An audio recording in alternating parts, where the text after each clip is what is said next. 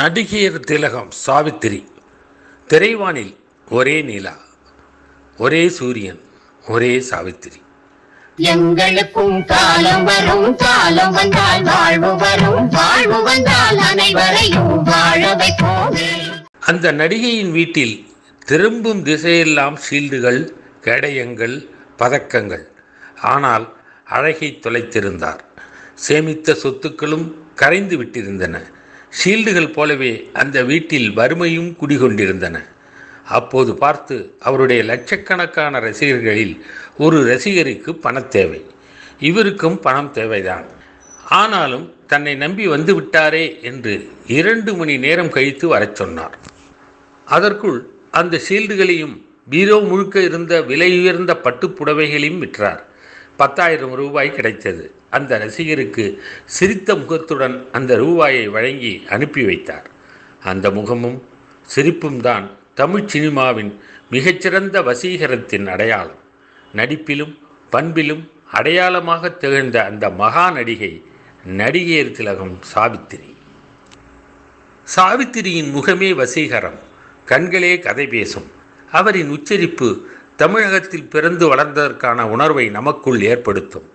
ஒரு வார்த்தை கூட, ஒரு எழுத்து கூட பிசிறின்றி அச்சர சுத்தமாக தமிழில் அழகுற பேசுகிற வித்தைதான் சாவித்திரி எனும் அந்த நடிகையின் விந்தைகளில் ஒன்று.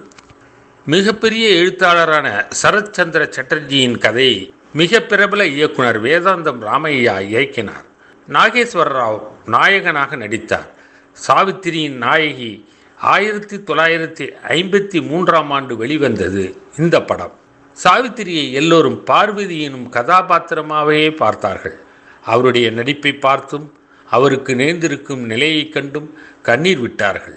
நாகேஸ்வர ராவை அந்த கதாபாத்திரமாகவே பார்த்தார்கள். இந்த படம் வெளியாகி 70 வருடங்கள் ஆகிவிட்டன.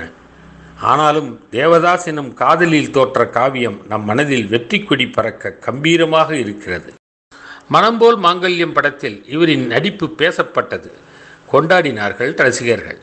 கல்யாணம் பண்ணிப்பார், மனம்போல் மாங்கல்யம் என்றெல்லாம் நடித்தவரின் வாழ்வில் இல்லற சுகம் என்பது இருந்தும் இல்லாமலேயே போனது என்பது பெரும் சோகம். இந்த படத்தில் தான் ஜெமினி கணேசனும் சாவித்திரியும் ஜோடி சேர்ந்தார்கள்.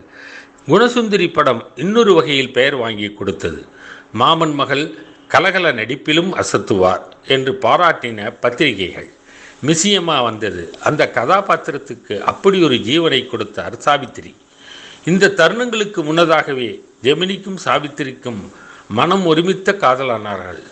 ஜெமினியும் சாவித்திரியும் திருமணம் செய்து கொண்டார்கள். திருமணத்துக்கு பிறகு நடிப்பை தொடர்ந்தார் சாவித்திரி.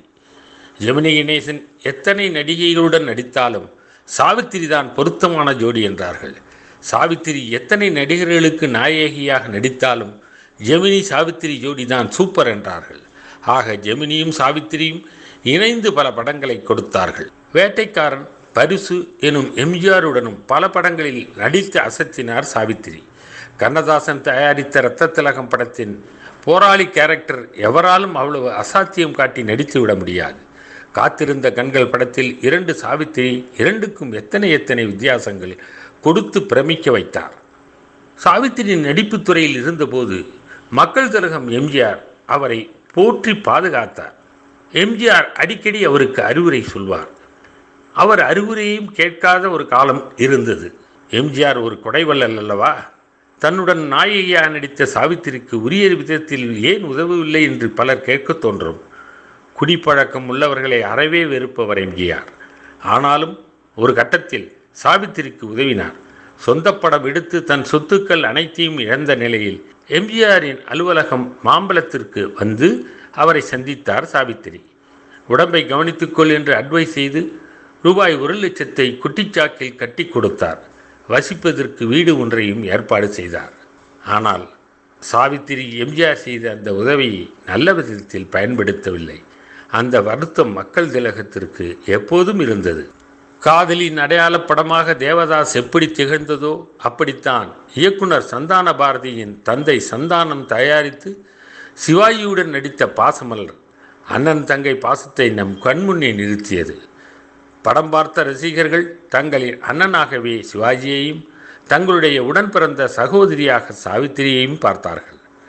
நடிகர் திலகம் சிவாஜி கணேசனுக்கு இணையாக எத்தனையோ நடிகைகள் நடித்திருக்கிறார்கள். அந்த நடிகைகளுக்கெல்லாம் இப்படி ஏதாவது ஒரு அடைமொழி பெயர் கிடைத்திருக்கிறது.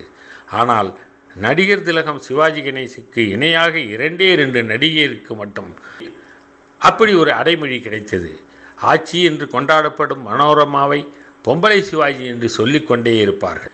நடிகர் திலகம் சிவாஜிக்கு இணையாக நடிகையர் திலகம் என்று இன்றைக்கும் சாவித்திரியை போற்றிக் கொண்டிருக்கிறோம்.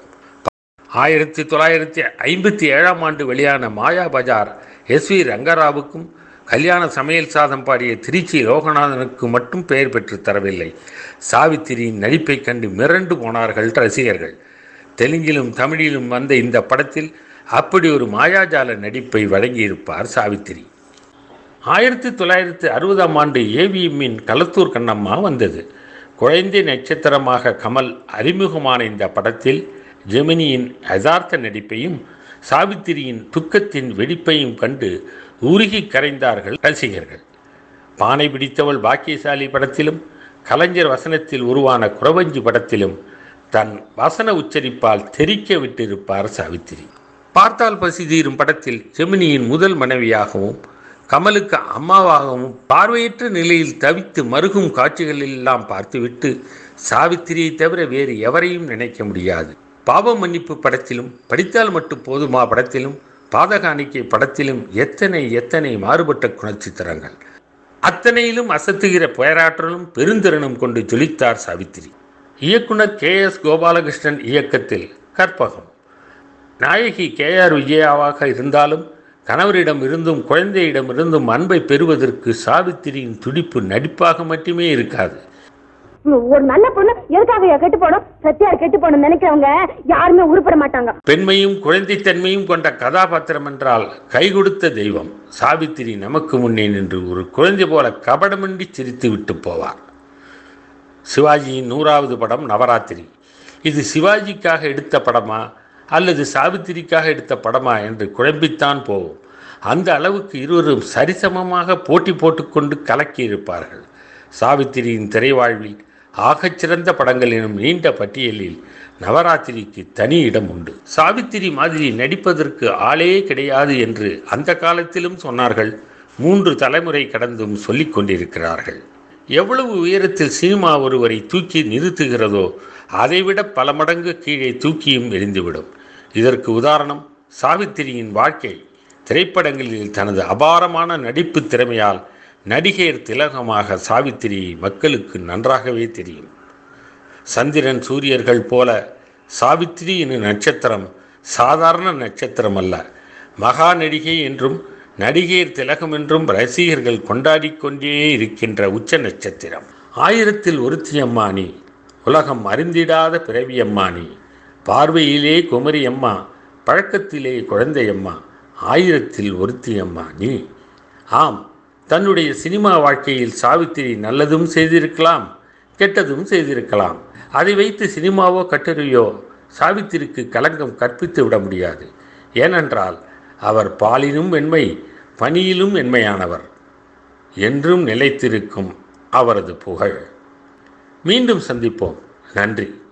1000ல் ஒருத்தி அம்மா நீ, உலகம் அறிந்திடாத பிறவி அம்மா நீ.